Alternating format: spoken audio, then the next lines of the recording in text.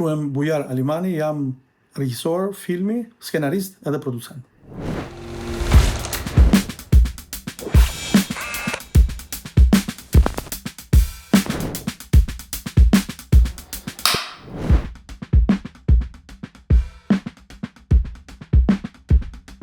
Festivalin e 14 të filmit shqiptar konkurroi me filmin Krom. Filmi bën fjalë për jetën e një familje në veri të Shqipërisë, e cila kalon gjithë problemet sociale dhe ekonomike që i ndodhin në këtë periudhë.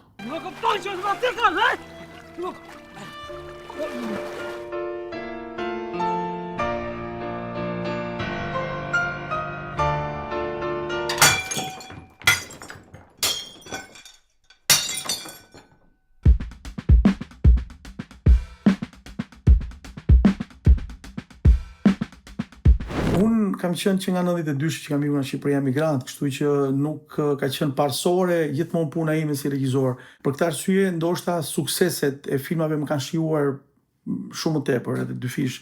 Mbaj mend filmin tim të parë të shkurtër, Katoj, i cili konkurroi në festivalin e dramës në Greqi, ishte festivali i parë, premier, ku mori çmimin e filmit më të mirë ballkanik, edhe kjo më kënaqi jashtëmase.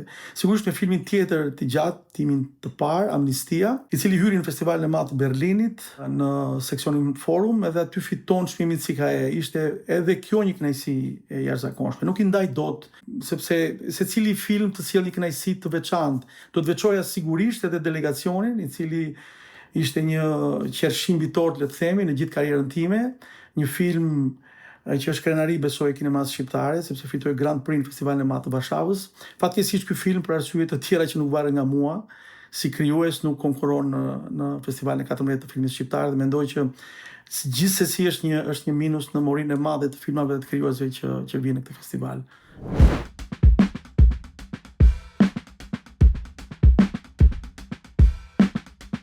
Mendoj që në kohën e Kino Studios ishte shteti ai që financonte kinematografin. Kinematografia ishte një armë e fuqishme për propagandën e dikurshme të regjimit totalitar, dhe për pasojë kishte shumë më tepër para, kishte mbështetje. Gjithë shteti ishte në këmbë kur xhiroi një film. Kujtojmë gjithë skenat e filmave të vjetër të Kino Studios, ato skena masive ku merreshin reparte të tëra ushtarake, visheshin, punonin rroba qepësit për kostumet e tjera. Sigurisht sot nuk ekziston asgjë nga këto. Me financimet e sotshme të Qendrës Kombëtare të Kinematografisë, financime sido që të jetë janë të pakta në buxhete, kështu që kemi këtë balans dhe mos balans, sepse në atë kohë filmat ishin propagandistik, kurse sot filmat sigurisht që kanë fituar lirin, por kanë vështirësi të mëdha në buxhete, në ekonomi.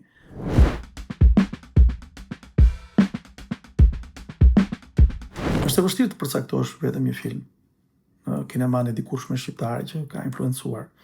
Mendoj janë disa regjizorë, sigurisht regjizorë tan klasik që dihen tashmë, Kërsaj Dhamo, Dimitër Anagnosti, Viktor Gjika. Por unë do veçoja çuditërisht dy filma që më kanë lënë përshtypje të veçanta, është Pylli i Lirisë, i Gzim Erebarës, dhe Pas vdekjes së Kujtim Çashkut.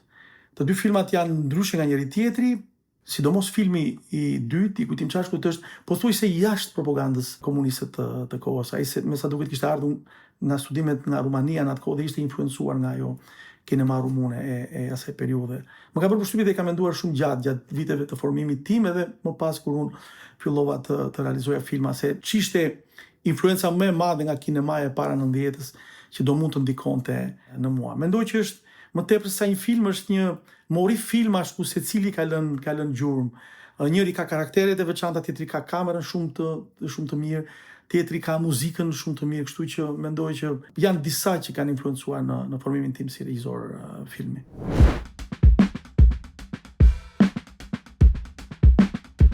Mendoj që në kinema shqiptare më shumë ka krizë skenarësh se sa tematikash. Tematikat edhe pse ndonjëherë në dukje egzotike apo që vinë dhe rivinë, përsëriten, sërish unë mendoj që më problem qoftë për këto tematika është skenari.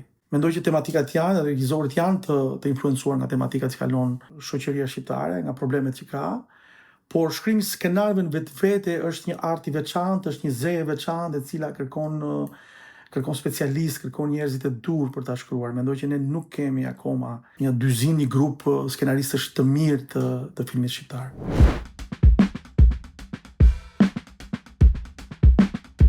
Mendoj që kinematografia shqiptare i pasqyron mjaftueshëm temat e ditës. Do të thojë që varet nga këndvështrimi i çdo kineasti se si i pasqyron ai këto tema. Vëmë re në vitet 90, për shembull, Shqipëria bëri atë emigracion të madh të njerëzve, një emigracion masiv që tronditi edhe ne dhe botën dhe kineastët i trajtuan këto tema. Edhe më vonë në vitet 2000 me këtë emigracion të vogël të brendshëm të shqiptarëve që vinin nga provinca drejt qyteteve të mëdha, drejt kryeqytetit veçanërisht, është pasqyruar në shumë filma dhe të shkurtër edhe të gjatë të kineastëve. Tematikat e tjera sigurisht që nga gjakmarrja që u rindes pas viteve 90, apo qoftë temat e burneshave janë trajtuar mjaftueshëm nga një pjesë e madhe e kineastëve shqiptarë dhe vazhdojnë të trajtohen edhe sot tema nga më të ndryshmet. Mendoj që ka një influencë të madhe të temave të ditës në filmin shqiptar.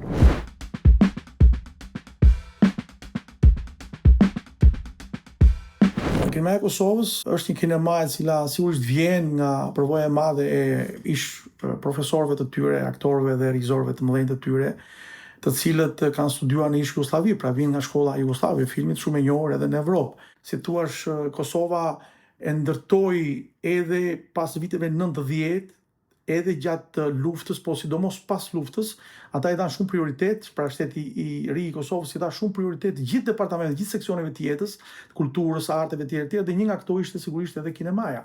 Një pjesë e mirë e tyre e regjisorëve të rinj studiuan jashtë Kosovës, studiuan në shkollat më të mira në Evropë apo në Amerikë, kështu që nuk ka se si kjo të mos jepte një rezultat edhe në produktin final që është filmi i Kosovës i këtyre viteve.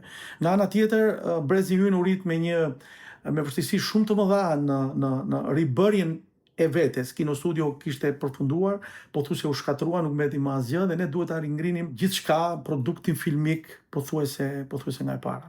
Shqipëria u gjend papritur në një treg të lirë, tregu i lirë i pakuptueshëm nga regjisorët tanë të pas 90-s, dhe kjo shkaktoi një krizë dhe një grop shumë të madhe. Megjithatë, nga vitet 2000 filluan sigurisht regjisorët e parë të rigjejnë veten, flas këtu për Gjergj Gjovanin, flas këtu për Artan Minarolin, për Besnik Bishën, për Fatmir Koçi, të cilët bën një boom shumë të madh me filmat e tyre, sidomos me filmat e tyre të parë në festivalet më prestigjioze të botës. Dhe mendoj që ajo që ne mund të shkëmbejmë me kinemanë e Kosovës është sigurisht një gjë që ne e bëjmë, shkëmbejmë produksionet tona, shkëmbejmë aktorët tanë, mësojmë nga përvojat tona, ata vinë me një dramë shumë të madhe të luftës dhe kjo ndikon edhe në produktin filmik. Gjithë filmat e tyre pothuajse të sukseseve të fundit kanë tematikën e asaj periudhe, kurse ne kemi tema të tjera më sociale që na problematizojnë shumë akoma tek ne ikja e shqiptarëve në përbot, një temë akoma evidente shumë, por mendoj që të dyja kinemat ecin paralel secila me veçanësitë e saj. Të dyja janë unike në llojin e vet.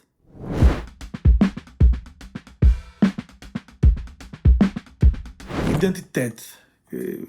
Më tepër kam idenë që ka identitet autorësh se sa identitet kombëtar. Liria ne na ka dhënë mundësinë që secili të shprehet në një mënyrë unike, shumë të veçantë, dhe kjo përbën identitetin personal. Ndoshta të gjithë së bashku përbëjmë apo jo një identitet kombëtar, nuk e di, nuk mund ta them. Identitet kombëtar ndoshta kanë patur filmat e përpara 1990-s, ku të gjithë ishin në një vorbull bërjesh, edhe produkti dilte po ashtu për arsye që ne i dim, kurse pas 90-s me lirin mendoj që nuk u interesonte shumë regjisorëve të ishin bërës të një identiteti kombëtar në produktin e tyre filmik. Më tepër, unë mendoj që mbizotronin stilet personale se sa një identitet i përgjithshëm kombëtar.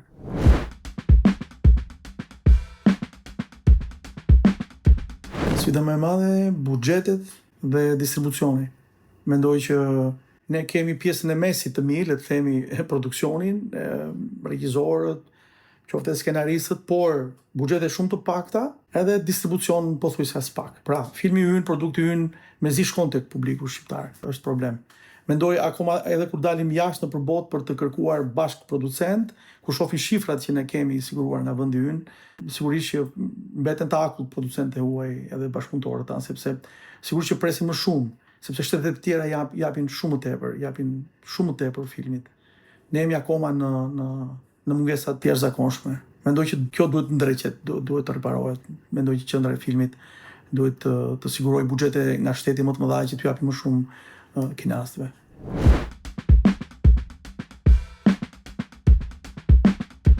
Festivalet janë konkurrues, si gjithmonë, por janë edhe prezantues, janë edhe një pikë takimi ku njerëzit, krijuesit shkëmbejnë mendime, takohen.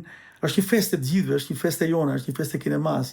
Kështu që unë ju uroj kolegëve të mi, të gjithë kolegëve, një frymëzim, sa më shumë frymëzim për filma sa më të mirë, dhe festivali të përsëritet shumë më shpesh, dhe ne e meritojmë këtë kinasë shqiptare, e meritojmë këtë gjë.